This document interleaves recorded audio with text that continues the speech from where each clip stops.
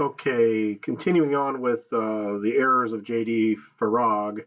This is a second part in a multiple part series. I'm going to try to do just one part this time because I think the other videos are a little too long. But so here's the second error that J.D. says, and he says this a lot. One of his favorite passages to quote is Luke 21. J.D. claims that when Jesus said, quote, "when these things begin to come to pass, my return is near." That's what he claims that Jesus said. And Jesus meant things in 2018 or 2019 or 2011 or whatever years he happens to be making this video. They're the things that are going to happen right before the rapture. So let's look at, first thing I'm going to do is I'm going to actually go to that chapter. Here's Luke 21. And let's look at that verse, and then we'll listen to what J.D. Farag says about it. So J.D. is quoting Luke 21:28. "And when these things begin to come to pass, then look up and lift up your heads, for your redemption draweth nigh. And he spake to them a parable. Behold, the fig tree and all the trees." Interesting, all the trees. People hardly ever talk about this at all. They say fig tree is Israel. It's Israel, and they kind of ignore him talking about all the trees.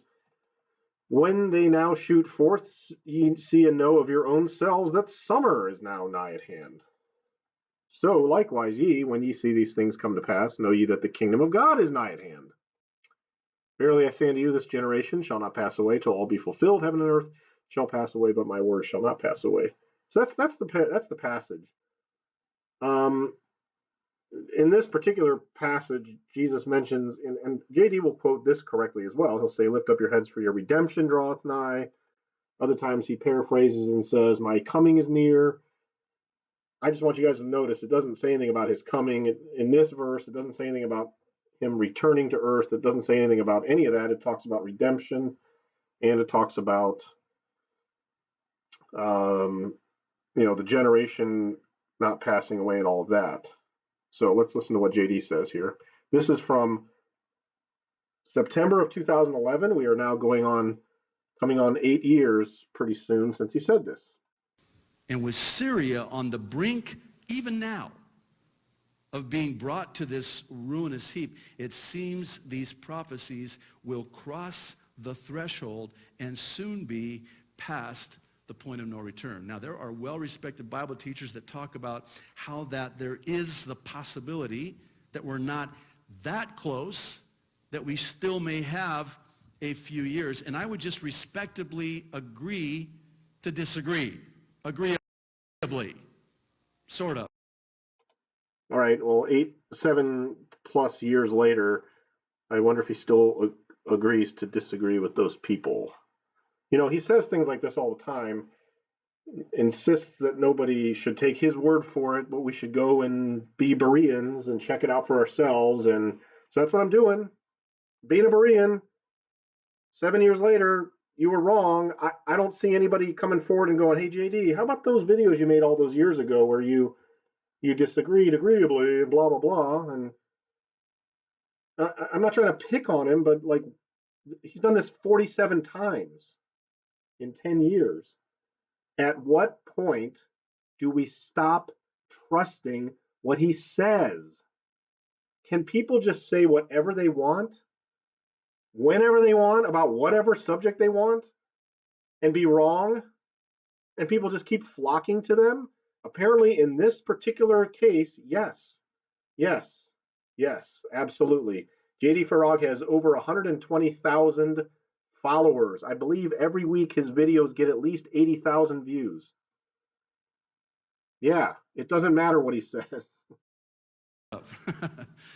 The problem I have with that is that once you set this in motion, the wheels are in motion, there's this crossing of the threshold where you go past the point of no return. This is evidenced in a Mahmoud Abbas statement to the UN, "I want a state in 2 weeks." In other words, there's certain things in motion here that are in place that you can't stop.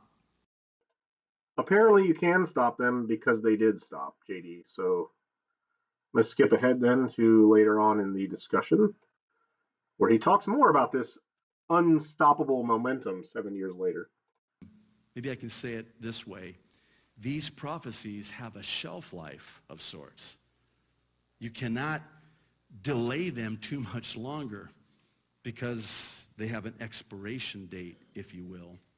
And here's where he this quotes is why Luke Jesus 21 told us coming up. to be watching and be ready when we saw these things start to happen. Because it would be the signal that the rapture was about to happen. Let's look at it. And it's Luke 21:28. You probably have this memorized by now in 4 different translations and 7 different languages. In fact, I'll expect you to quote it in Arabic next week. Jesus says, when these things begin, key word, to take place, stand up and lift up your heads because your redemption is drawing near. Please hear my heart here. Sometimes I stand behind this pulpit as the pastor of this wonderful church, and I say to myself, what if this is the last opportunity I have to preach to the church and ready and steady the bride so that when he comes, the bride won't be caught off guard. It will not be for you as a thief in the night. Why? Because you're looking up and you're ready and you know that at any moment that trumpet can sound and the dead in Christ will rise first. That's basically that's good. I'm glad he's got a heart for his congregation. I'm good with that. Oh boy. So let's look at Luke 21:28 again, just real quick. And I mean, I'd like some answers to this one because again, JD Farag quotes this a lot. And 99% of the time what he does is exactly what he did here 7 years ago. Look at all the stuff going on in the Middle East with Syria or Iran or Russia or some other country over there. Look what Israel's doing. Look what Netanyahu is doing.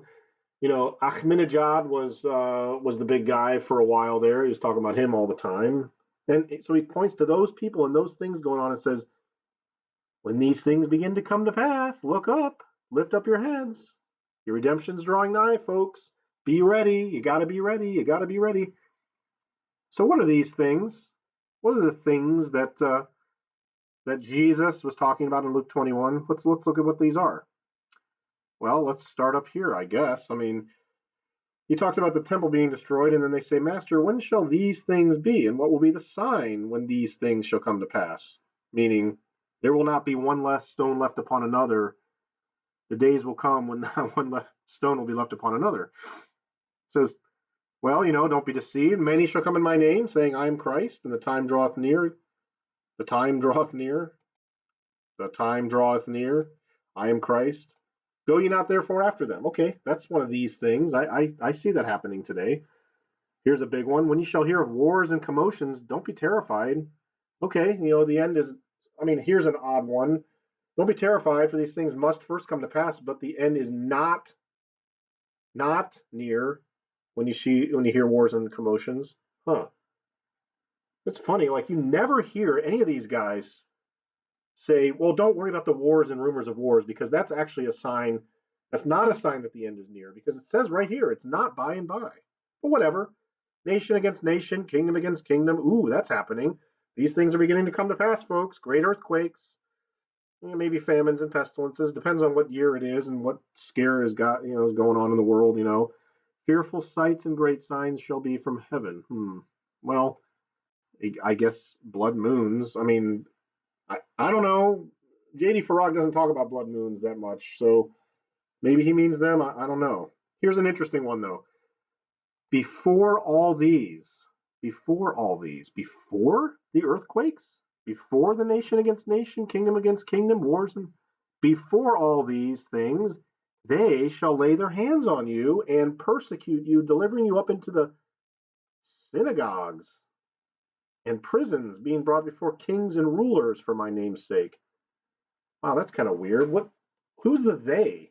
Who is they laying their hands on whom, delivering you to synagogues? It sounds like Jews persecuting Christians, doesn't it? When did that begin to come to pass? That we should lift up our heads for our redemption draws nigh. This is supposed to happen before the earthquakes and all the other calamities that you guys swear are signs of the end. What's up with this verse? Are you guys just going to ignore this one? Now you guys might say, well, synagogue there could be really anything. It's probably the bad translation, and it could be churches. Okay, all right. I mean, it's still religion and religious stuff. Or is this the Catholic Church tossing people into prison back in the 1500s? I mean, they began to come to pass, 1,000 years ago. Is that the answer? I've never heard anybody answer this. Why is this never brought up? Interesting. Settle it therefore in your hearts not to meditate before what you shall answer, and for I will give you a mouth and wisdom. They skip all this. This has nothing to do with, us, or something. You shall be betrayed by parents and brethren and kinsfolk and friends, and some of you shall they cause to be put to death. There's always persecution going on in the world on Christians. So, okay, those are beginning to come to pass. Again, I never hear anybody, particularly JD, talk about this every week. When you shall see Jerusalem compassed with armies. Has that begun to come to pass? Now, again, you could claim that. Well, they got enemies living in all around them. Okay, but I haven't seen a single evidence of any army gearing up to go over to Jerusalem and surround it. And when you see it being compassed with armies, you can that insinuates we're watching armies moving in and coming closer and closer. That's that beginning to come to pass. When did that begin to come to pass? And then supposedly we're at this point now in history, and JD is like, you guys got to get ready because it's coming down any day now. You better be ready. Well, we're supposed to be letting them which are in Judea flee. Here is where let them which are in the midst of Judea depart. Well, here's where evangelical Christians today are like, oh, the Jews, they're all going back to Israel, and they're like paying for them to take flights to fly back to Israel. Meanwhile, Jesus is telling them to get out. What are you telling them to go back to Israel for? Jesus is telling them to get out of Israel. If you really believe that these are the things beginning to come to pass, why aren't you paying for their flights to get out of Judea? By the way, I saw that JD went over to Judea a few months ago to hang out and have a great time and enjoy the beautiful place and the scenery and have some Bible studies and meet some people. Wonderful, wonderful, wonderful. If this is about to come to pass with Jerusalem compassed with armies, and you know that the desolation thereof is nigh, well, then you guys should be getting people to flee, not go over there. Anyway, here's the big one, though. By the way, they shall fall by the edge of the sword, be led captive in all nations. Jerusalem, that's not beginning to come to pass. Nobody's dying over there in battle. Really? By the edge of the sword in Jerusalem? In a battle? There's terrorist attacks, sure, okay, but that's not what this is. Here's the big one, though. They shall see the Son of Man coming in a cloud with power and great glory. Wait a minute, is that one of the things that? Yeah, it's the one right before verse 28. When these things, like they shall see the Son of Man coming in a cloud with power and great glory. So, my only question to you guys is, when did that start to come to pass?